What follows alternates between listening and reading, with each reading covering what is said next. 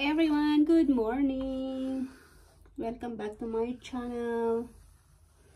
Ayan guys, nag-ayos ako ng buhok kasi mamaya lalabas kami.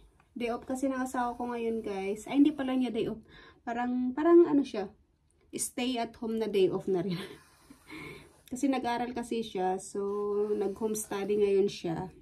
So nandito siya sa bahay ngayon.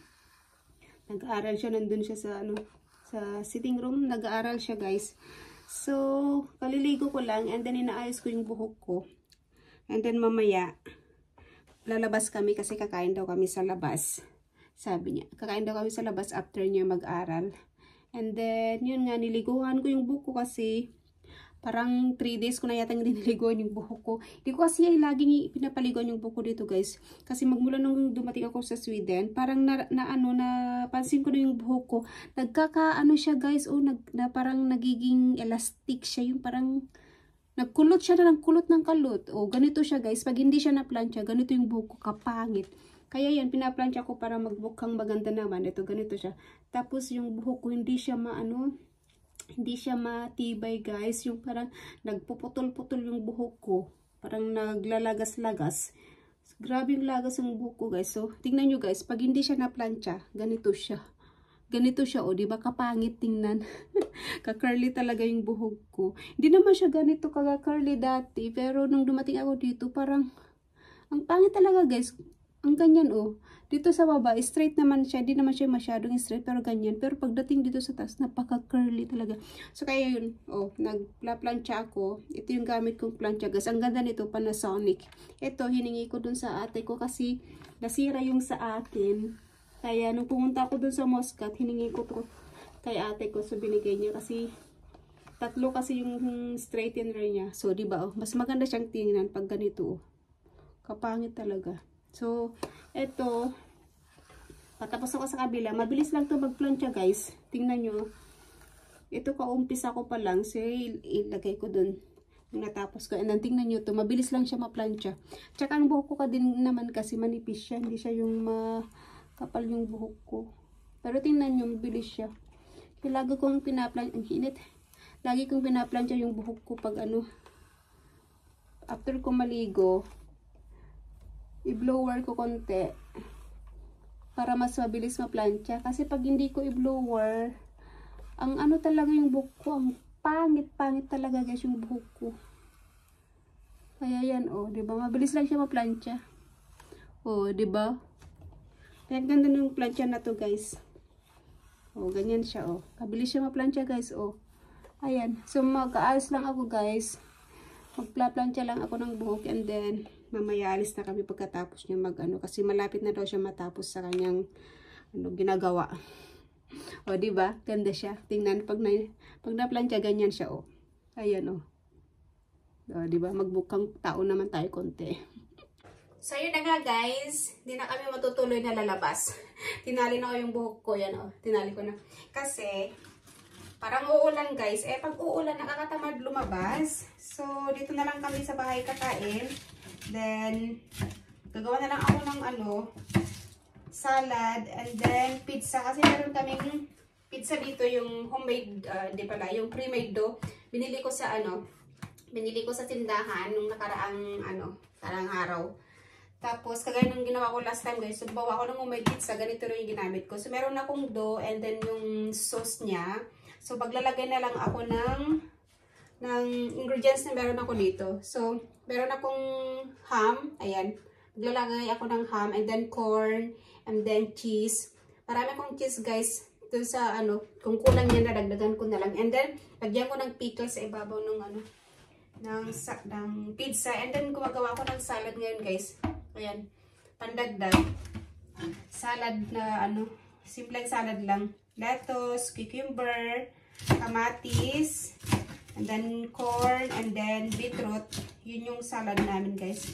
So, dito na lang kami sa bahay kakain kaysa yung lalabas kami. Mabilis lang naman gumawa ng pizza na yan guys. Mga 30 or mga 20 minutes nga. Tapos na yan guys. So, gawa muna ako ng salad. And then, kakain kami.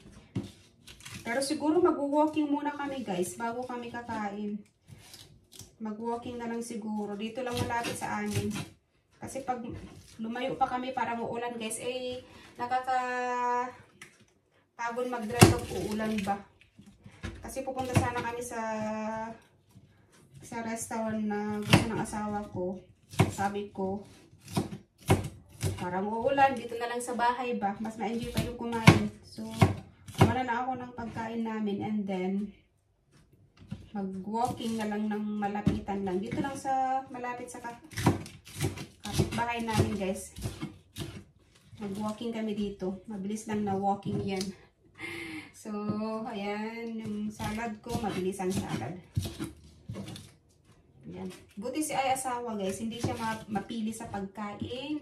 Kung ano yung ginagawa ako, gusto naman niya kinakain. Hindi siya mapili guys. Yung maarte sa pagkain. Kaya, okay lang kung kahit anong ginagawa ko. So, yan na yung lettuce ko guys. And then, lalagay ko yung cucumber. And then, kamatis. And then, yun na. Tapos na guys. Bilisan lang to para makapag-walking kami bago uulan. Tapos, ang sauce na ilalagay ko guys, lagyan ko lang siya ng olive oil. Olive oil lang yung ilalagay ko. And then, salt. And then, lemon juice. Yun lang guys. Ilalagay ko. Kasi magmula nung nag-diet na si asawa, hindi na siya masyadong nagkakain-kain ng mga carb, tsaka matamis. Pumayat talaga. Pumayat siya ng 5 kilo, kaya tuwang-tuwa siya. Magmula nung pinag-diet ko, pumayat talaga ng 5 kilo yun guys. So, prepare ko muna to. And then, mag-walking kami ni asawa. Mabilisang salad lang to guys. So, ayan na guys. Tapos na yung ating salad. Ayan, di ba? Sarap. Cute niya tingnan ko. Very, very colorful ang aking salad palagi guys. Parang carrots yung kamatis. So, yan ang aking salad. And then, gagawa na ako ng yung pizza naman yung ating gagawin. So, lagay ko muna to sa rep. And then, gagawin ko yung pizza guys. So, dito ka muna. Mag-stay. And then, gagawin na natin itong guys. Para makapaglakad-lakad na bago uulan. So, ganito siya guys. Oh. Ayan. And then, meron na siyang sariling sauce. Ito. Gustong-gusto kong binibili ito guys. Kasi nung unang bumili ako, merong ganito. Ito, pwede kong gamitin ito na lagyan ng mga mag-store ng kung ano-ano guys. Kung gusto mong mawa ng pickles or yung jam. Kasi last time gumawa kami ng jam, eh marami kaming nagawa na berries jam guys. Kasi nag-pick kami nung isang araw. So marami kaming nakuha. So gumawa si asawa ng jam. So gagawin na natin ang ating pizza guys. And then makapaglakad tayo.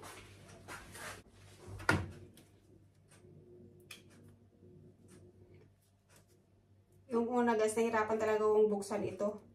Si asawa pa yung pinabukas ko. So sana, tama yung pagbubukas na ngayon. Oh yun, pumutok. Oh yun, pumutok na. Pag pumutok na, okay na guys. So, hindi naman siya Then ilalagay natin dito sa tray para maset natin siya. Ayan.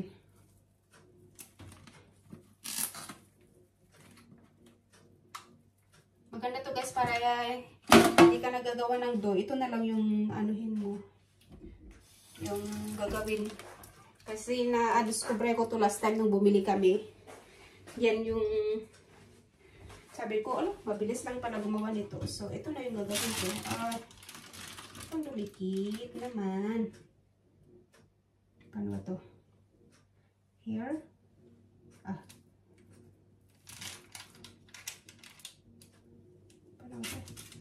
Ayan siya. Then, i-spread lang natin to guys. Nang mabilisan. Parang naka-roll na to eh. Ayan. So, dapat baliktad pa na. Doon ko siya ilalagay. Ay, dito ko siya ilalagay. And then, i-roll natin ng mabilisan kasi dumidikit siya. Ayan. Malaki naman tong pizza na to, guys. Good for two. Good for 2 person na to. So, ayun. Yan guys siya, guys, oh. And then,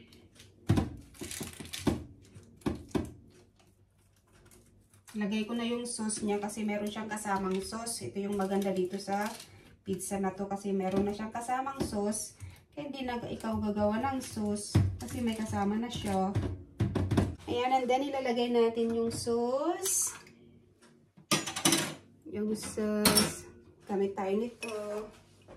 O, diba? Ayan siya. Bilis lang to. And then walking na kami ni asawa. I-prepare ko lang to and then pagdating namin, saka ko na yan para mainit siya. Para pagdating namin mag-walking, mainit siya. So, itong sauce nyo to, guys, tamang-tama lang sa doon na laman ng box.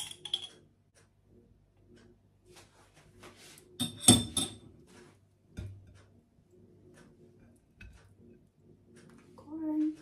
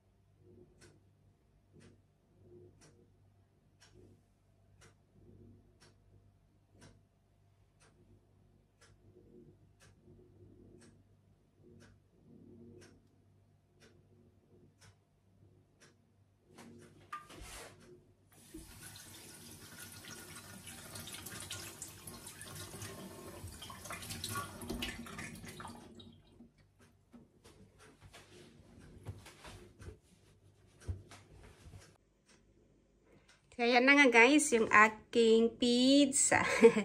So, ayan. Yung mga ingredients nilagay ko guys, nilagyan ko lang siya ng ham, cheese, and then corn, and then yung tomato sauce na kasama ng dough. And then yan, mukhang masarap naman siya. So, ayan guys, and then mag-walking muna kami ng asawa ko, and then pagkadating namin, then ilalagay ko na lang yung pizza kasi it takes ano lang naman to 20 minutes or 25 minutes and then maluluto na siya. So, yan guys, mamaya we'll see you. You want some rosemary? Yeah, you can add. That's the pizza. It looks delicious now. Look.